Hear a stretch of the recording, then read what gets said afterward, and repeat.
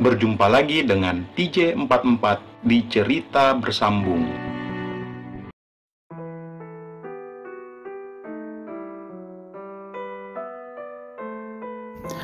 Bagaimana kalau kita sempatkan waktu weekend ini untuk liburan? Mungkin saja Neng lagi butuh refreshing. Yes, akhirnya bisa juga kuutarakan maksudku mengajaknya untuk kembali liburan. Dasar, Rahma kemudian menatapku dalam diam. Seolah ingin menyelami pikiranku. Tentu saja, Rahma bukanlah gadis ABG yang butuh penjelasan setiap kalimat yang terucap dari pasangannya, bukan? Dan aku yakin dia mengerti dengan maksudku ini. Rahma kemudian menghela nafas.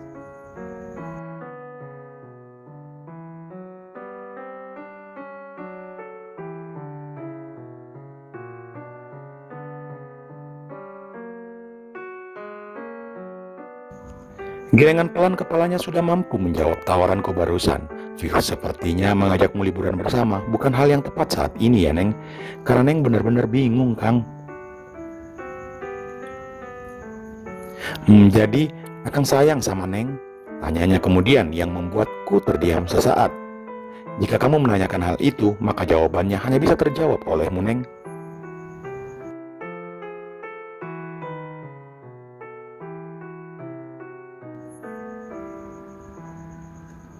Apa yang kamu rasakan? Karena sama saja ketika aku bilang aku sayang kamu, namun yang kamu rasakan hanya bualan semata. Kan balik lagi ke aturan utama, jika semua pria itu hanya suka membual.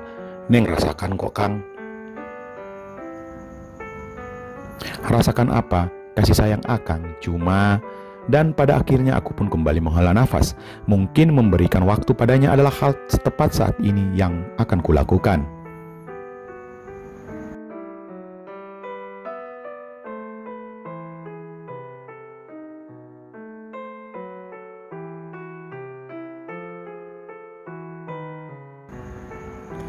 Aku tak ingin memaksanya lagi, karena ketika kita memaksakan kehendak pada seorang wanita, maka percayalah dia akan semakin menjauh, apalagi dia butuh jawaban atas kegundahan hatinya sekarang ini.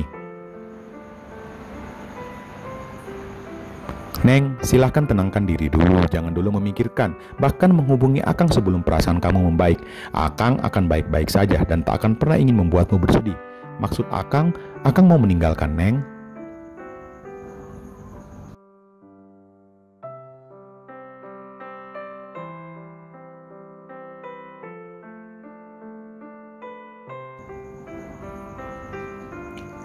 Berat my man. Di satu sisi aku sudah yakin untuk perlahan memberikan waktu padanya untuk berpikir.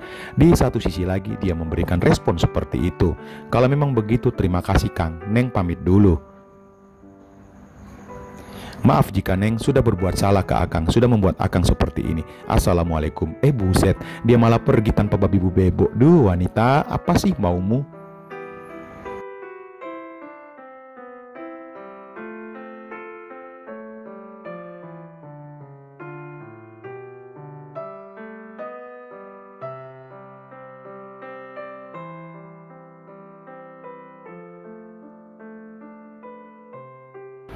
Benar-benar kami berpisah sore itu tanpa adanya kata terucap. Rahma benar-benar meninggalkanku seorang diri di kafe dengan tanda tanya besar yang memenuhi pikiranku. 2 hari ini juga aku jadi uring-uringan dibuatnya. Tak jarang aku bolak-balik mengecek aplikasi WhatsApp. Apakah ada pesan masuk dari Rahma atau tidak? Rupanya tak ada pesan darinya sejak 2 hari ini. Apa sih mau kamu Neng?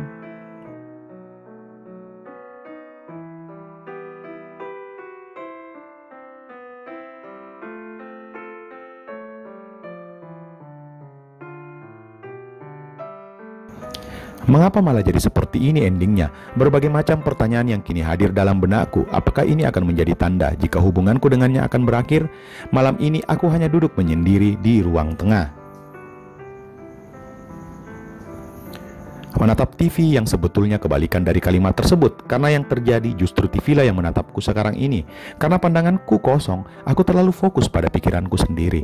Arni istriku sudah tertidur sejak tadi. Aku sadari akhir-akhir ini setiap aku bersama Arni, malah bayangan yang ada dalam pikiranku adalah wanita yang lain, Rahma. Dia sudah menghipnotisku. Dia sudah menggeser posisi Arni dalam pikiranku. Ah, Rahma lagi, Rahma lagi.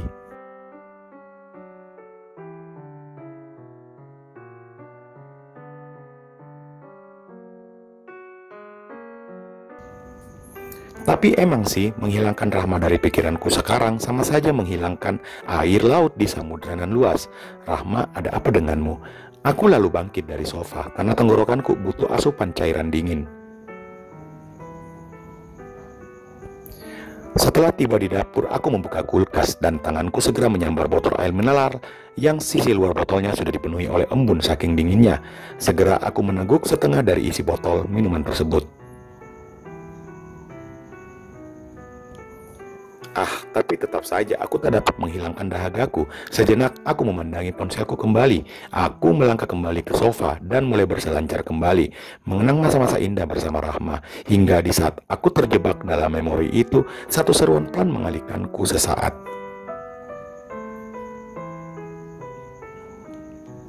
Kang, kok belum tidur? Rupanya Arni terjaga dari tidurnya dan menghampiriku di ruang tengah. Aku menoleh, bentar lagi. Kamu kenapa bangun? Ini Kang, ada telepon barusan. Balas.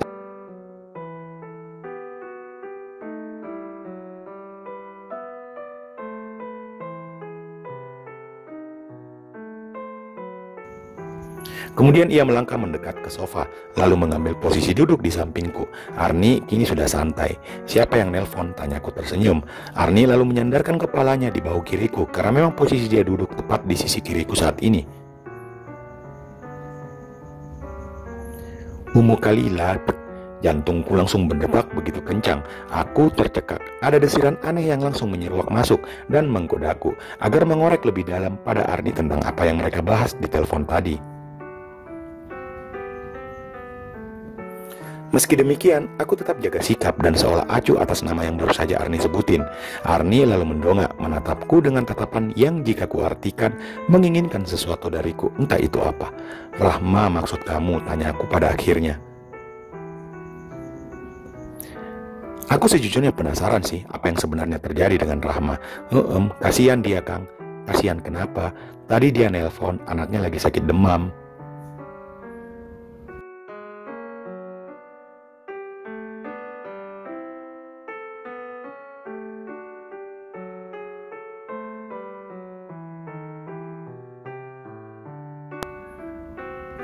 Aku terdiam, perlahan tapi pasti aku menyadari kemana arah pembicaraan Arni istriku ini. Lalu tanyaku, tapi dengan intonasi suara yang tetap santai. Ya, aku sih awalnya udah ngasih beberapa info penanganan pertama di saat anak lagi demam, tapi dia tetap ngotot untuk membawa anaknya malam ini ke dokter. Jam segini, kan dokter anak sudah pada gak available lagi kecuali langsung dibawa ke rumah sakitnya. Aku spontan melihat jam pada ponselku. Waktu sudah menunjukkan pukul 10 malam. Benar juga sih, praktek dokter anak pun pasti sudah pada tutup. Apa dia nggak bisa coba saran dari kamu dulu? Jam segini malam-malam pula dan hanya berdua dengan anaknya saja. Agak mengkhawatirkan juga sih, balasku pada Arni. Makanya Kang, terus apa kamu mau ke rumah Rahma buat bantuin dia? Tanya aku kembali karena aku melihat ekspresi Arni seolah ikut mengkhawatirkan kondisi anak si Rahma. Kalau iya, biar nanti aku anterin.